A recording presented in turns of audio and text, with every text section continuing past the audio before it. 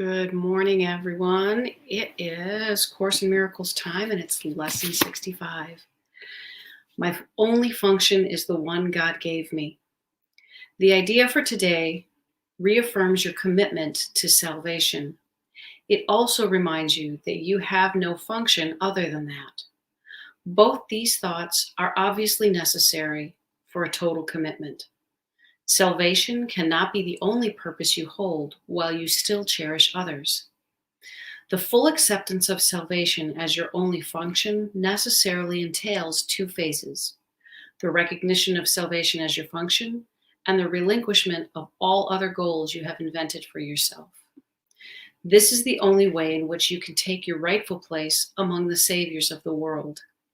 This is the only way in which you can say and mean, "My only function is the one God gave me." This is the only way in which you can find peace of mind. Today and for a number of days to follow, set aside 10 to 15 minutes for a more sustained practice period in which you try to understand and accept what the idea for the day really means. Today's idea offers you escape from all your perceived difficulties. It places the key to the door of peace, which you have closed upon yourself, in your own hands. It gives you the answer to all the searching you've done since time began.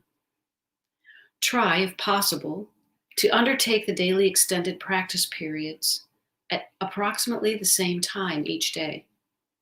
Try also to determine this time in advance and then adhere to it as closely as possible.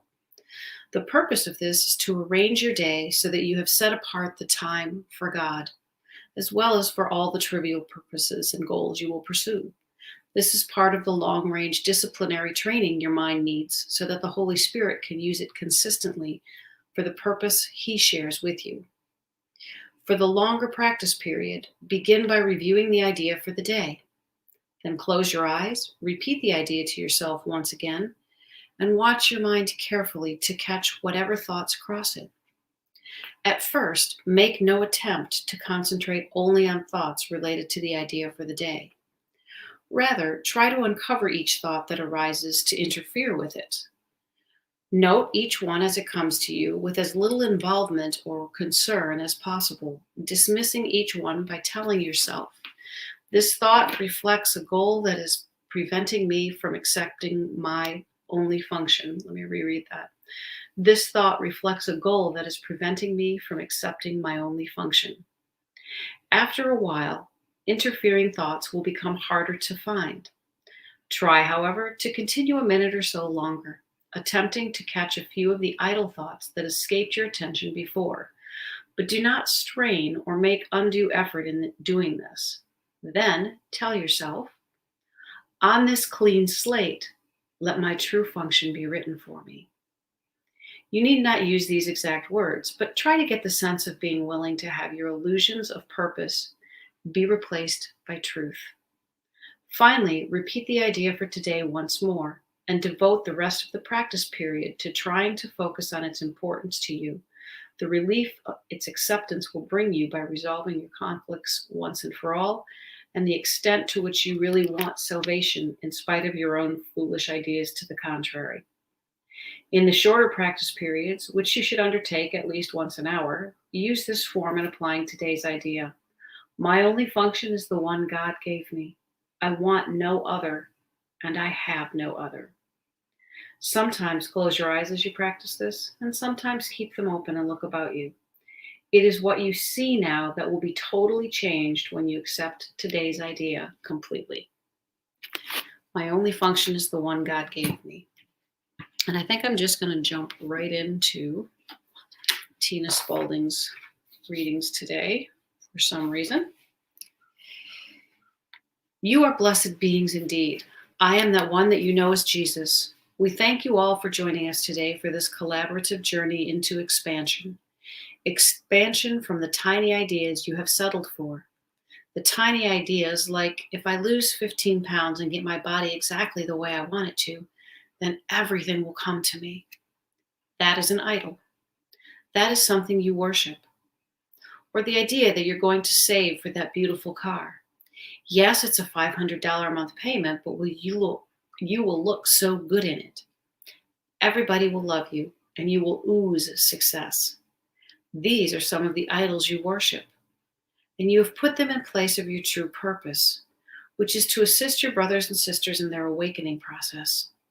Once you aim for the stars, all the little distractions along the way will fall aside, and you do not see them anymore. This is how you make leaps and bounds in your spiritual practice. Many of you have said, "Oh, I've been doing A Course in Miracles for 25 years." But have you really? Or have you been constantly distracted by other goals? Other training programs that said, if you work towards this goal, then you will be loved. If you work towards that goal, then you will be secure. We want to tell you that if you work toward the goal this book sets for you, everything else comes to you.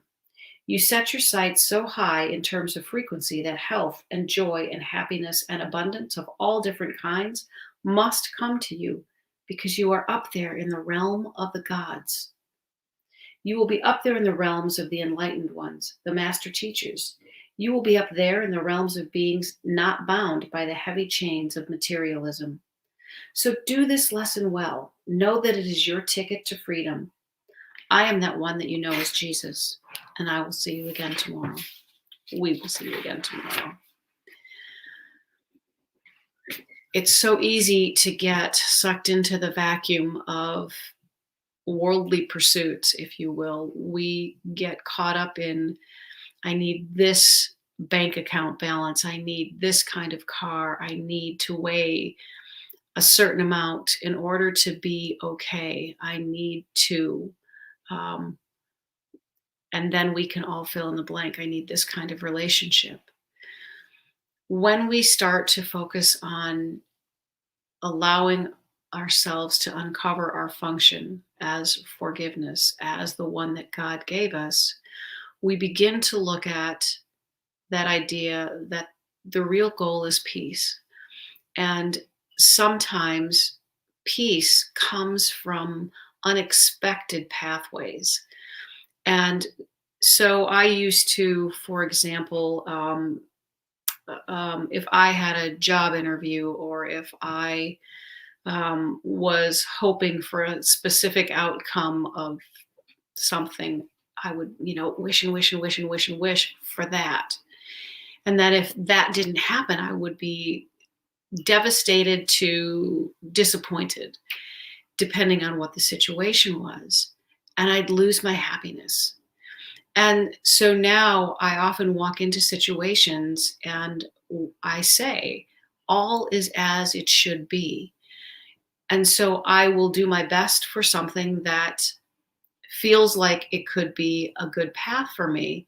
And so I present myself the best I can. But then if I don't end up with that path, I know that there are higher reasons because there's something better for me.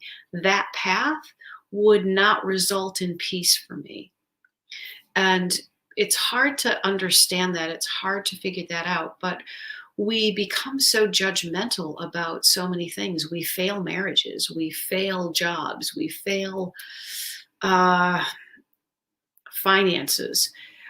But what if they're not failings? What if they're just opportunities for you to choose peace no matter what?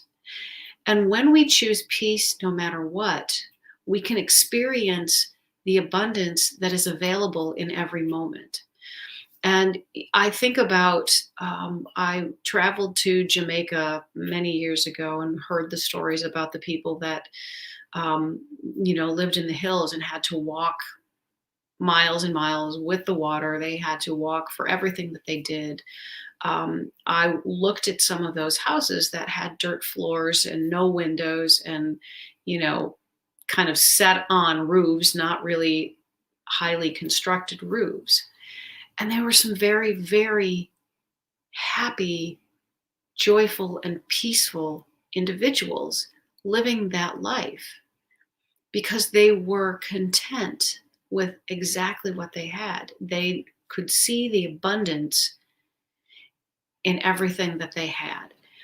So if you are in a place where you're feeling like you don't have, if you are in that poverty consciousness, I encourage you to really focus on this lesson and look for where your happiness can be. We have a choice to choose happiness in everything that happens, or peace, um, or even just acceptance in some moments until we can get to a later stage where maybe we understand it better.